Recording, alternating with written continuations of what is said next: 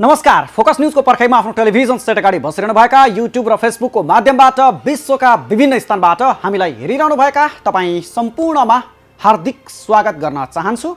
म सुदीप अधिकारी।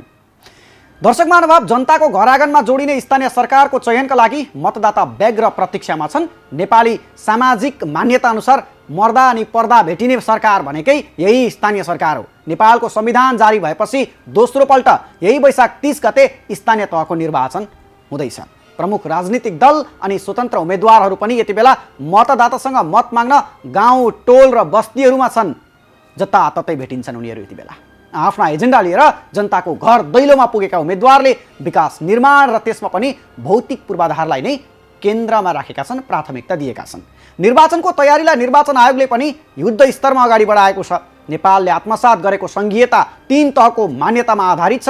राष्ट्रिय स्तरमा संघीय रूपमा नेपाल सरकार, 7 प्रदेश सरकार र स्थानीय तहको 753वटा सरकार। यी तीनैवटा सरकारलाई संविधानले स्पष्ट रूपमा आफ्ना दायरा र क्षेत्र छुट्याइदिएको छ। दर्शक महानुभाव, फोकस न्यूजका पछिल्ला केही श्रृङ्खलाहरू भने निर्वाचन विशेष भइरहेका छन्। स्थानीय तहको निर्वाचनकै विषयमा केन्द्रित भइरहेका छौँ। फोकस न्यूजका पछिल्ला केही श्रृङ्खलाहरूमा हामी र आज पनि निर्वाचनकै विषयमा केन्द्रित हुनेछौँ। मतदाताका सुझाव, आशा, अपेक्षा सहितका विषयवस्तु आज पनि समेट्नेछौँ कार्यक्रमको दौरानमा। सुरुमा यो रिपोर्ट हेर्नुहोस्। प्रचारको शैली फेरियो, मतदाता सचेत कि उम्मेदवार?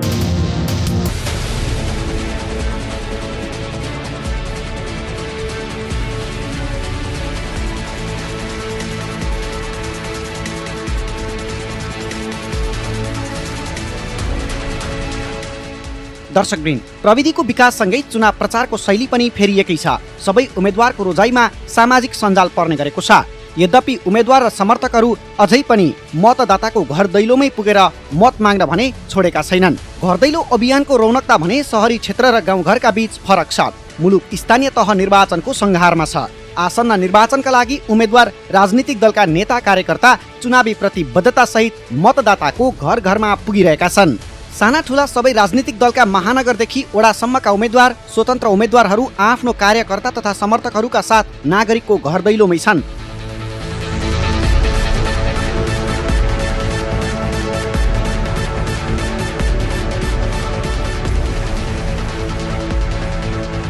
पहिले चुनाव अगाडि गाउँ होस् या सहर, भाषण र र्यालीका आवाज चोक चोक र गल्ली गल्लीमा सुनिन्थे। यो चलन अहिले पनि कायमै छ। गाउँघरको घर दैलो अभियानमा समर्थक कार्यकर्ताको लामो लर्को सहित प्रचार प्रसार भइरहेकै छ। तर सहरी क्षेत्रमा भने अलिक फरक छ। साना राजनीतिक दलको त के कुरा, ठुला राजनीतिक दलकै घर दैलो अभियानमा समेत कार्यकर्ताहरूको उपस्थिति पहिले भन्दा न्यून देखिन्छ।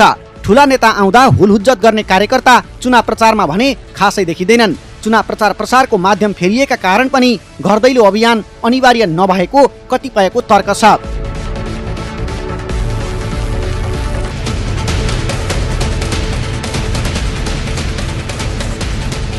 रोजगारी, व्यवसाय तथा अन्य कामहरूले गर्दा सबै पार्टीका सङ्गठित सदस्य घर दैलो अभियानमा हिँड्दैनन्। मेयर तथा अध्यक्षहरूको घर दैलो अभियानमा कार्यकर्ता व्यस्त भएकोले वडाको प्रचारमा कमै मान्छे हुने कतिपयको तर्क छ। हुन त चुनाव प्रचारमा भिडभाड भए मात्र प्रभावकारी हुन्छ र मत बटुलिन्छ भन्ने पनि होइन। अहिले चुनाव प्रचारका लागि फेसबुक, ट्विटर जस्ता सामाजिक सञ्जालका वेबसाइटहरू पनि प्रभावकारी माध्यम बन्दै गएको छ। तथापि चुनाव ताका गरिने घर दैलो अभियान मतदातासँग प्रत्यक्ष मत माग्ने मात्र नभई आफ्नो शक्ति प्रदर्शन गर्ने अवसरको रूपमा पनि उम्मेदवारले लिने गर्दछन्। यसले मतदाताको ध्यान खिच्न तथा प्रभाव बढाउन मद्दत भने अवश्य गर्ला।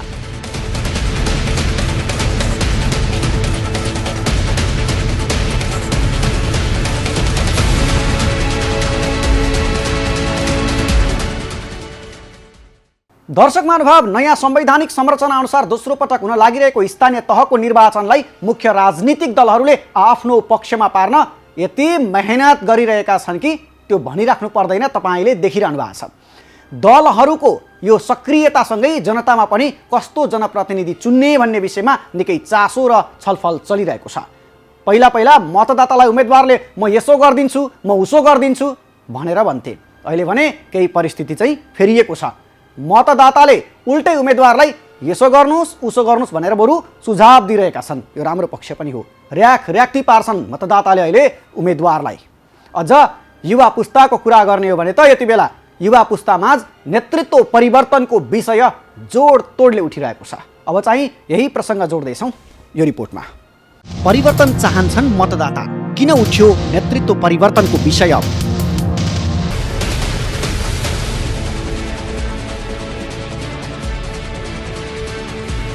दर्शकवृन्द, अहिले व्यक्तिगत र पार्टीगत आश्वासन बोकेर उम्मेदवार मतदाताको घर दैलोमा छन्। चुनाव जित्न उनीहरू साम दाम दण्ड भेद सबै प्रकारका अस्त्र प्रयोग गर्दै मिठा मिठा सपना बाँडिरहेका छन्। कसैलाई विरासत जोगाउने चुनौती छ भने कोही गठबन्धनको बलमा स्थापित हुने दाउमा छन्।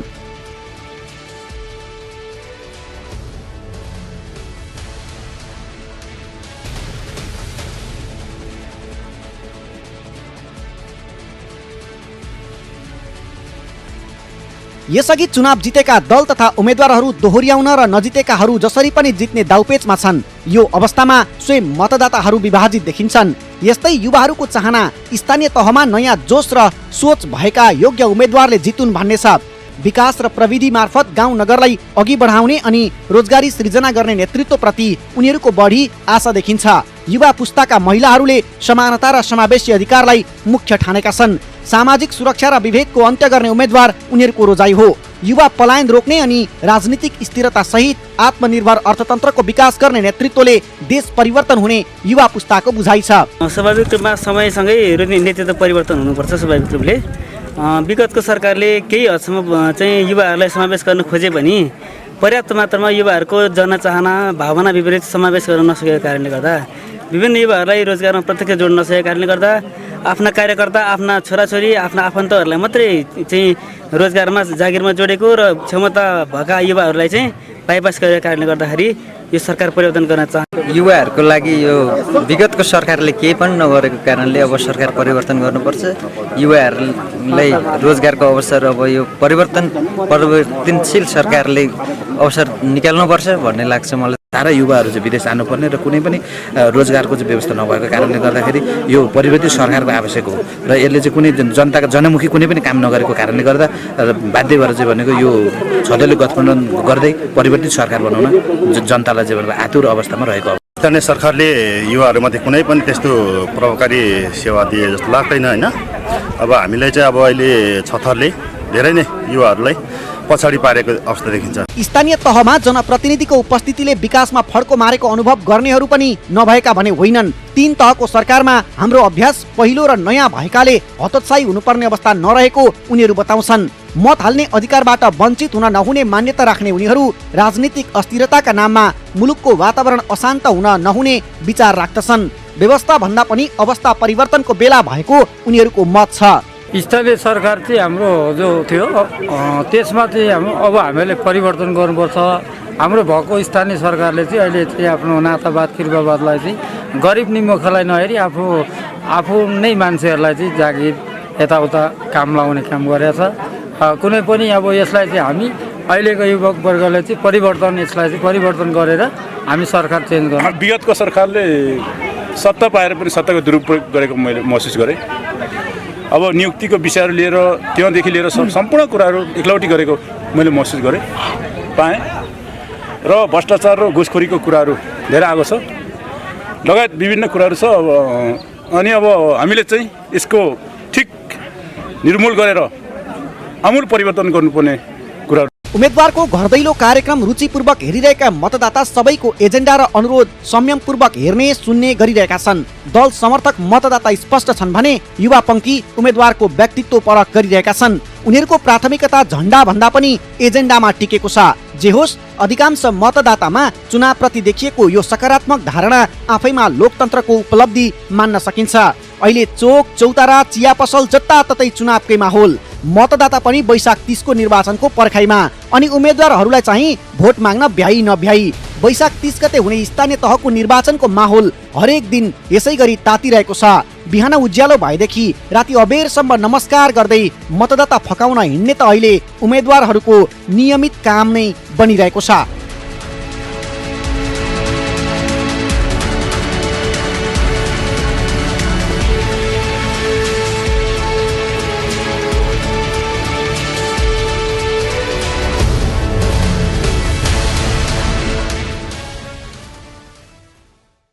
दर्शक महानुभाव, गत निर्वाचन मार्फत निर्वाचित जनप्रतिनिधिहरूले 5 वर्षको कार्यकालमा गरेका कामको मूल्याङ्कन गर्दै सम्पूर्ण जनताले आफ्ना स्थानीय तहहरूमा आसन्न निर्वाचन मार्फत सक्षम, निष्पक्ष र क्षमतावान जनप्रतिनिधि चुन्नुपर्ने समय आएको छ। सधैँभरि नेतृत्वलाई मात्रै गाली गर्ने हाम्रो आम प्रवृत्ति रहिरहेको अवस्थामा नि आगामी निर्वाचनमा सम्पूर्ण मतदाताहरूले आफ्नो विवेकपूर्ण निर्णय लिएर मतदान गर्नुपर्ने समय आएको छ। नभए उही थाप्लामा हात राखेर पछुताउनु बाहेक विकल्प हुने छैन। थप प्रसङ्गसहित आउँछौँ एकैछिनको विश्रामपछि।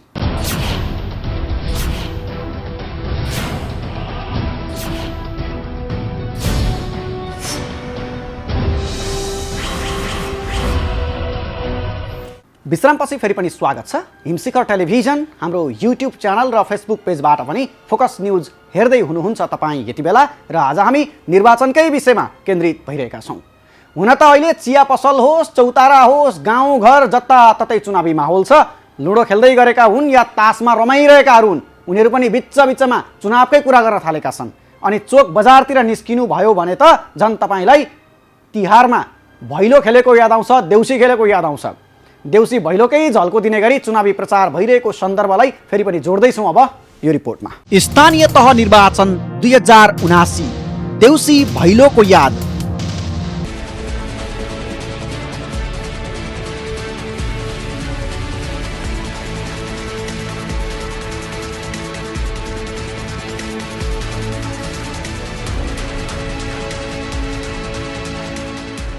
दर्शकवृन्द, स्थानीय तहको निर्वाचन नजिकिँदै गर्दा सबै राजनीतिक दलहरूले प्रचार प्रसारलाई तीव्र बनाएका छन्। विभिन्न राजनीतिक दल र स्वतन्त्र उम्मेद्वार भोट माग्न गाउँ पसेका छन्। दलका झण्डा र चुनाव चिन्ह लिएर कार्यकर्ता सहित उम्मेद्वारहरू टोल टोलमा भोट माग्न जाने गरेका छन्। उम्मेद्वार र नेताको चहल पहलले चुनावी माहौल निकै बढाएको छ। उम्मेद्वारले भेटघाट र घर दैलोलाई निकै प्रभावकारी बनाउन जोड दिइरहेका छन्।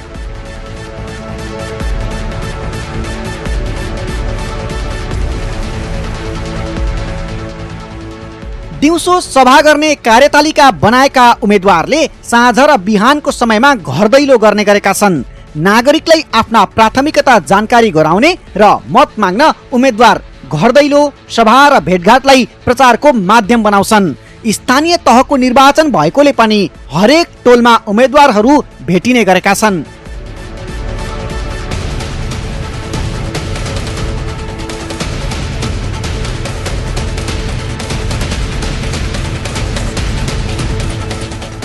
सबैजसो उम्मेद्वारहरूले सडक स्तरोन्नति, खानेपानीको सुविधा, शिक्षा र स्वास्थ्य प्रभावकारी बनाउने, पालिका र वडाको सेवा प्रवाहलाई सहज बनाउने लगायतका विषयहरू लिएर मतदाताको घर घरमा गइरहेका छन्।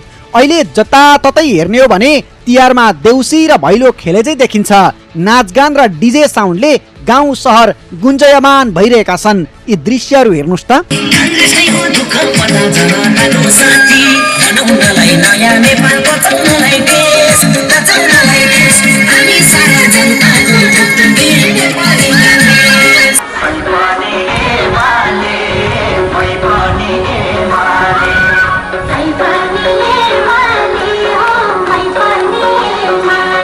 अनि अर्कोतिर चाहिँ राजनीतिक दलहरूले निर्वाचन आचार संहिता र ट्राफिक नियमको धज्जी उडाउँदै गरेको पनि पाइन्छ। प्रमुख राजनीतिक दलहरू लगायत विभिन्न पार्टीका राजनीतिक दलहरूले आफ्नो चुनावी प्रचार प्रसारमा बालबालिकाको प्रयोग पनि गर्ने गरेको यदाकदा भेटिन्छ। यतातर्फ भने निर्वाचन आयोग बेखबर चाहिँ बनिरहेको छ।